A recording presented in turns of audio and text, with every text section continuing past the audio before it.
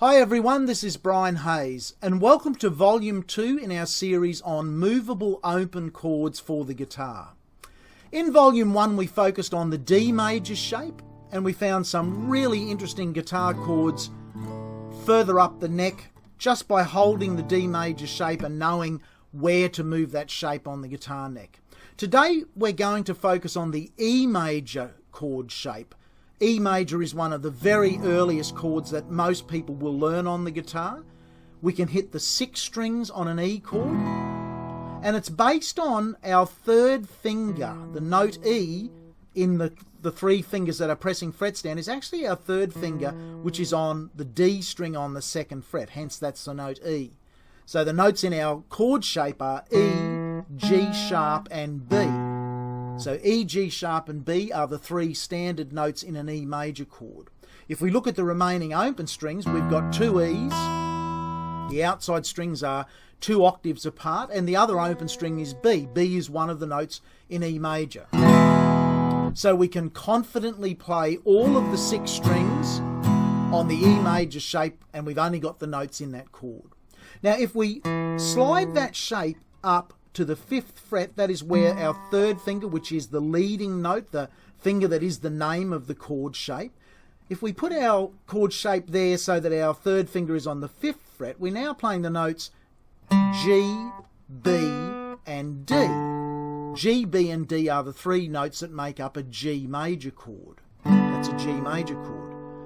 The 2nd string B is one of the notes in the G major chord, and our 2 outside strings E is the 6th note in a G chord, G major scale. So it's an interesting chord sounding, a G6. If we put the outside E in here, we've got a G6 with an E in the bass. Let's just call that a G6th chord. So now if we go 1, 2, 3, 4, 2, 2, 3, 4. We've got a very interesting chord change there. E major to G6th. If we take that shape up another 2 frets, so now our leading finger, our third finger, is on the note A, and if we keep that shape, the notes under the shape are A, C sharp and E. A, C sharp and E are the notes straight out of an A major chord. So that's an A major chord. Our 2 outside strings again are E. E is one of the 3 notes. So the only note that isn't in an A major chord is the note B. Now, if we rule out which octave the notes are in, B is the 9th note in a A major scale. It's also the 2nd note, but for the purpose of giving this chord a name, let's call it an A 9th chord. Again, we've got an E in the bass. So we now have 4 strums on E, 4 strums on G6th, 4 strums on A 9th. And if we take the chord up just another 2 frets so that our lead note there is B, the notes under our fingers this time will be B, D sharp and F sharp. B, D sharp, F sharp are the notes straight out of a B major chord. Now our 2nd string already is B, that's the name of the chord, no problem with that one. And our 2 outside strings remain E. E is the 4th note in a B major scale, and therefore we can call this chord a B sustained 4th chord, even though it's got an E in the bass. Let's call it a B sustained 4th chord. Very interesting sounding chord. So what we'll now do is we'll strum 4 strums on each of those chord shapes. Okay, try it with me. Okay, 1, 2, 3, 4. E, G6th, A 9th, B sustained 4th. Let's do it again. G6th, A 9th, B sustained 4th. Some really interesting chord sounds there, and of course you can juggle the order of those around. You might play a song that goes E, B, A, B, B, B, A, G, E. It's really only limited by your own creativity as to how many different interesting chord sequences you can build from just those handful of chords that we've learnt there today. Now, if we take the B sustained 4th chord up one more fret and look at the notes that we've got, our lead finger, the finger that is spelling out the name of the chord, is now the note C. And under those fretted fingers we'll have a C, E and a G. So for those of you out there in viewer land familiar with music theory, C, E and G spells out one of the most common chords in music, C major. So that's a C major chord. Our two outside strings remain E. E is one of the 3 notes in a C major chord, so no problem there. The only unusual note now is the note B. B is the 7th note of a C scale, and therefore that chord, that beautiful sounding chord here, it's unusual, but if you let your ear get used to it, it's a very interesting sounding chord. That's a C major 7th chord with an E in the bass, but we're just going to call that a C major 7th chord. And as we're getting higher up on the neck now, the guitar's taking on, it's almost like a harp-like quality, or perhaps a mandolin, because we've got a combination of some high-pitched notes and some low notes. So it no longer sounds, for example, down there, that's a C major 7th chord, where all of the notes are basically in the same octave, within the same distance of the same octave. Down here, we've got a combination of high-pitched notes and low-pitched notes, and that's bringing, I guess, the intrigue to the sound of the guitar. When you hear players like Tommy Emmanuel play, he uses all of those type of chords and is a master of using open strings in combination with closed chords. So a real balance between high and low notes in the chords and the arrangements he plays. So C major 7th, if we take that up another 2 frets, we've now got our 3rd finger is spelling out the note D, because the 4th string on the guitar is D. Here we're on the 12th fret, so we're 1 octave up, D, F sharp and A. Now D, F sharp and A are the same notes that we played here in one of our foundation chords, the D major chord. We're just playing it in a different shape right up on the neck. Okay. B is the 6th note in a D major scale, and listen to that interesting sound there, a D 6th chord. And if we let the outside strings ring, E is the 9th note in a D scale, or the 2nd note. We're going to, depending on which octave the E is in compared to the starting note, for the sake of giving this chord a name, we're going to actually call this chord a D6-9 chord. It has both the 9th note of the scale in it and the 6th note. It's a really interesting chord. So we've got C major 7, D6-9, and if we take the chord up another 2 frets, we end up right back where we started, with E, G sharp and B being an E chord, but we're now 1 full octave higher. Okay, so here's our E major chord.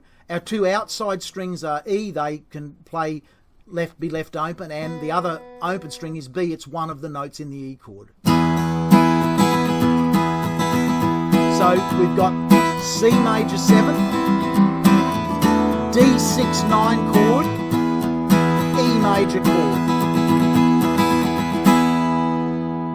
So you've got a number of incredibly useful chords there, right up and down the guitar neck, where fingering wise, all you are doing is playing the same finger shape as one of the absolute first chords we all learn on the guitar, E major. So I'll just play that sequence now right up the guitar neck and just have a listen to the potential of the interesting sounds on these chords, where we have a mixture of open strings which are staying in the same octave, but our closed finger notes are progressively getting higher in pitch as our drone notes, if we want to call them drone notes, the notes that don't change in pitch, are staying the same. So here we go. E, G, A, B, C, D, E. Let's do that again.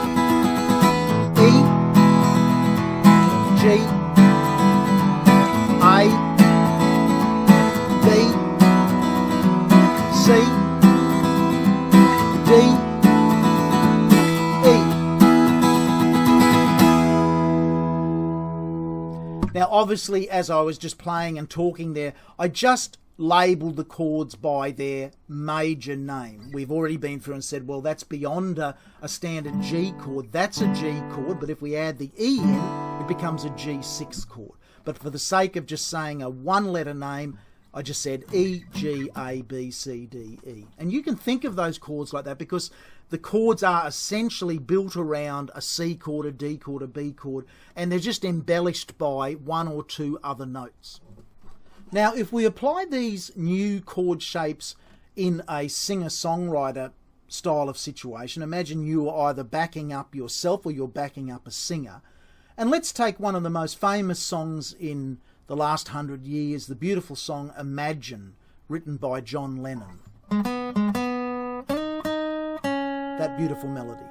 If we were playing that in the key of E, we could actually immediately use these chord shapes we've just perfected in the song Imagine. So we could go, imagine there's no heaven. It's easy if you try. No hell below us. Above us only sky. Now, I'm definitely not a singer, but I hope you could hear that as opposed to the normal cowboy chords or the big lumpy bar chords up here, imagine there's no heaven. Well, you know, that's okay if we've got the thumping drums in the background and we're doing an electric guitar sort of version of it. But certainly if we're thinking in a unplugged sort of arrangement, I hope you can hear that those chords become instantly invaluable as far as keeping out of the vocalist's area, getting out of their way, letting the lyrics have their say rather than the big lumpy chords on the guitar in the background just thrashing away and belting away, as is unfortunately too often the case. I hope you've enjoyed discovering some new sounds on your guitar created by just shifting one of the easiest chord shapes, the E major chord shape, up and down the neck to the relevant positions. All of the great chords we played built around G major, A major, B major, C major and D major are incredibly simple to play. When we add in the drone strings, we get some quite complex chord extensions. However, if in your mind you just focus on what that leading tone is in the chord, the G, the A, the B, the C and the D, don't worry too much about the fancy names for those chords. Be aware of what the notes are.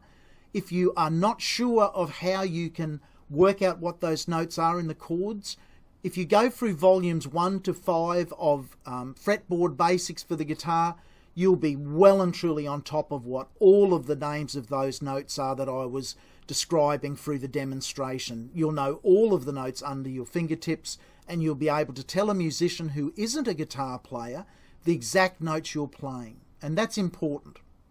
Okay, as always, keep in touch via my website, subscribe to my YouTube channel, drop me an email if you have any fundamental questions about music, and continue to enjoy your journey of advancing on the guitar.